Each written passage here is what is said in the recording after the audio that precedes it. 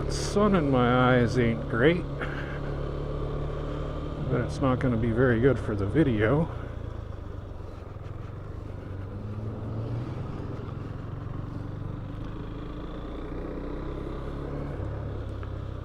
Gotta get used to where all the controls are on this thing. Shifter's actually a little lower than I expected, and I gotta make a bit of a reach for the turn signals. Might even adjust the brake and clutch levers. They're a little bit close to the bars for my liking, but that is one of the things I do really like about this bike, is the simple fact that those are adjustable.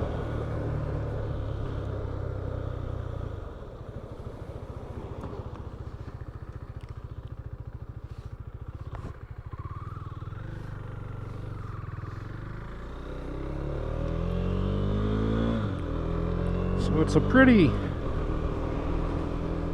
nice little bike.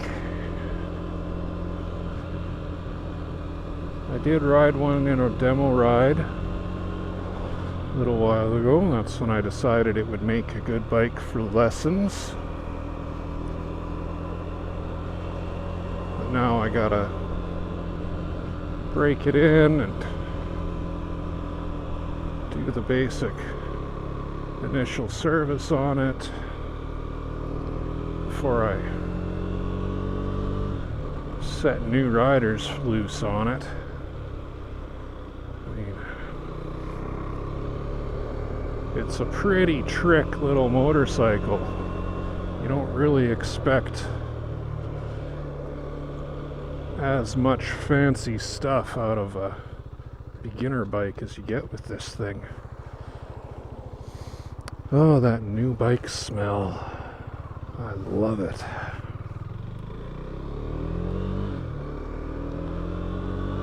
Now I believe the shift light is set to come on at 6,500 RPM. I suspect I won't even be hitting that, at least not today. But I am gonna head in a direction that doesn't put me trying to film and ride directly into the sun.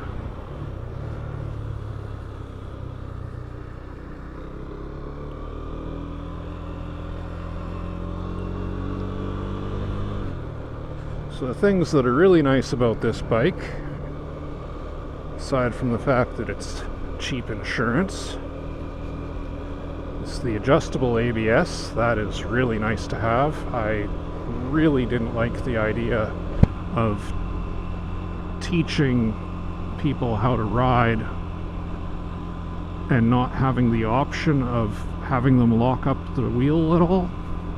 I feel like it's an important thing to experience in a controlled situation, because obviously if you're riding a bike that doesn't have ABS and all of a sudden you overdo it, you can get into a lot of trouble if you are in an emergency situation, and that's why you overdid the brakes. So it's much better to deal with that the first time in a controlled environment. And so the fact that I have options with the ABS makes that possible, and I like it. I also had no idea that there's Bluetooth on this bike.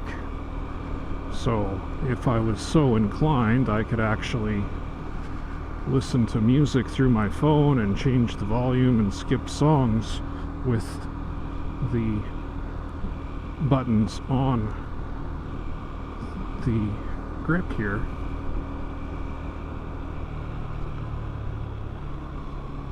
I could also answer phone calls, apparently.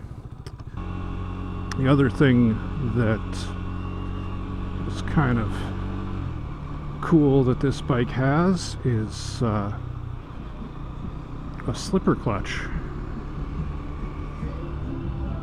It's gonna make things a little bit interesting for teaching, because obviously people won't lock up the rear wheel when they downshift, which again is one of those things I do feel people should experience. But it is a nice feature for sure.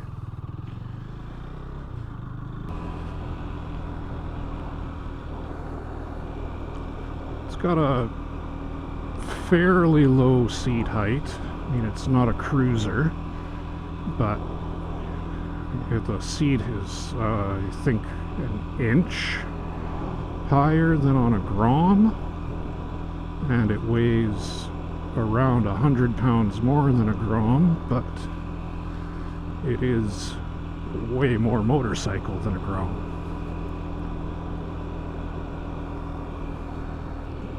Some people will probably wonder why I would want more motorcycle for people to begin on. And the answer to that is simple. In my experience, people tend... Oh, I did actually use the shift light.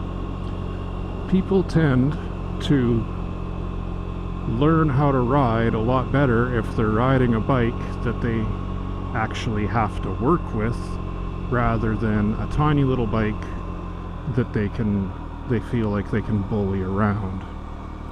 On a 250 cruiser, which I have done lessons on, I used to have one for students, I have found that the people who rode those bikes never actually learned how to ride on them. They learned how to make that specific bike do what they wanted it to do, but they never really learned how to exploit the controls to make everything work easily. They just sort of forced the bike into doing the things they wanted, rather than getting the bike to do what they want. And when I had older 400cc bikes to teach people on, the people who rode those bikes learned how to ride well, because they couldn't push the bike around.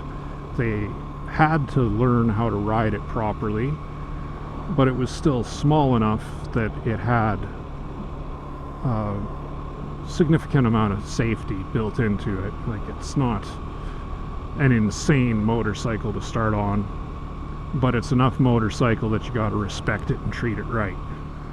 And I think that is key to learning how to ride properly. This bike, I feel, fits into that perfectly. It is by far the fanciest bike you're going to learn on, but it is a really good bike. As far as power delivery goes, everything's nice and smooth. It has power, but it doesn't have so much power that you need to be scared of it. It's really easy to control. It's really comfortable.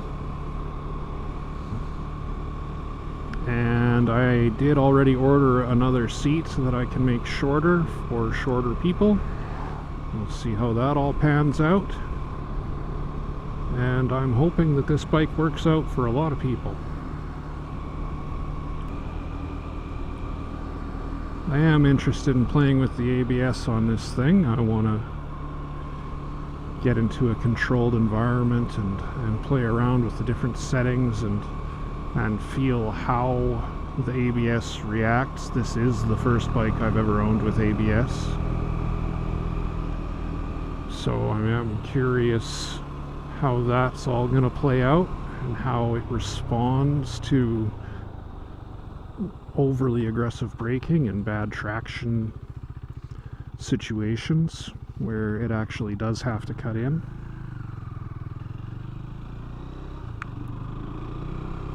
I definitely want to know what that's going to feel like and what it's going to look like. Obviously we don't want to rely on the ABS, but it's important to know what's going to happen if you do use it. The one thing that I really don't like about this bike is these hideous mirrors. My God, those are horrible. I'll be looking for some other options for those. And I have a few bits and pieces on the way to toughen up this bike, put some armor on it so that I don't have to worry about it as much. If it does get dropped, I don't want to have thousands of dollars in repairs. A couple of scratches is one thing, but broken bits and pieces are another altogether. So I'll be kitting this bike out with some protective gear to make sure that it doesn't end up getting severely damaged. I guess the other thing I don't like about this bike is the lack of adjustment in the suspension. That is disappointing, but this is a really fancy entry-level bike. So for all the other stuff they put in to keep it at a reasonable price point, you gotta expect something to give, and the suspension seems like it's pretty good. I mean, I'm dealing with bumps, I'm dealing with braking and accelerating, and I'm a heavy guy, and I mean, obviously the suspension has to get worn in as well, but right now it seems okay. A little on the stiff side maybe even, but that should get better as we wear it in.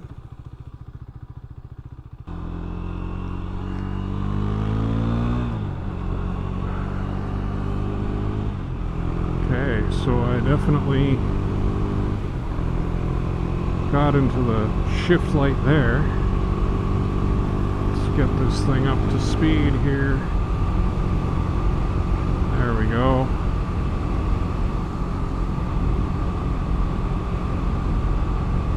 Cruising at 5,500 RPM.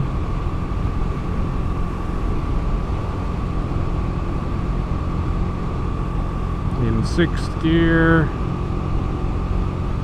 Let's see. 4 5 3/4 to go 90 on this bike in 6th. That's not bad. Not going to be setting any land speed records on this thing, but I am going to have a bunch of fun.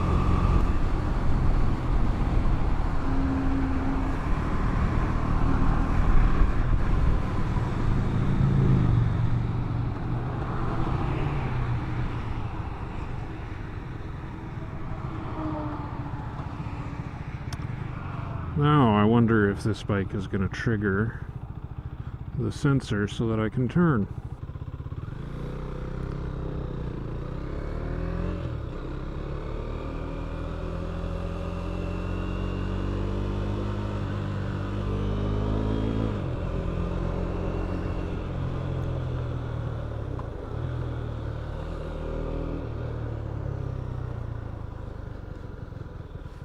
Okay.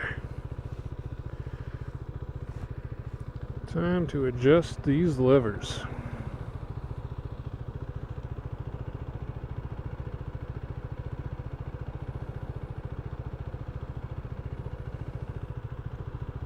That might be a bit far.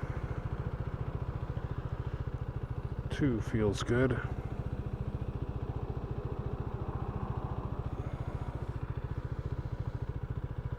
That's nice. That feels better.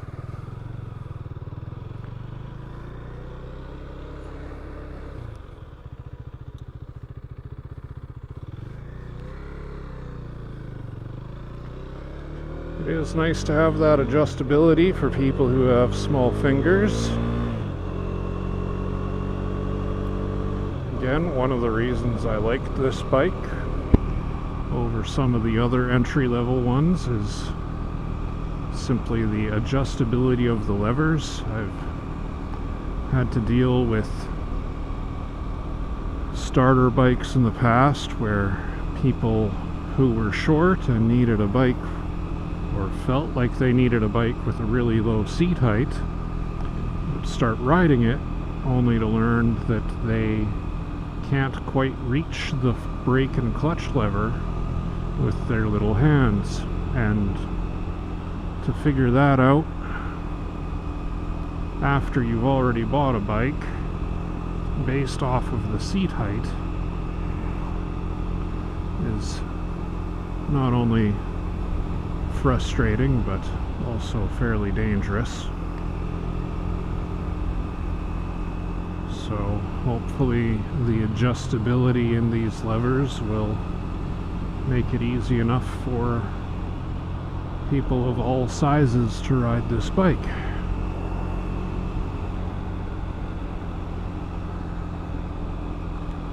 That is by far the fanciest display I own on any motorcycle as well. And it's bright again, so that will probably change. Yep. Well, if you've been thinking about getting your motorcycle license and learning to ride,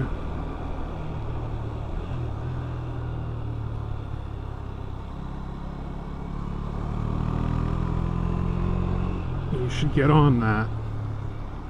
Go do your knowledge test, get your learner's license, and then you can ride this bad boy. This ridiculously fun little bike.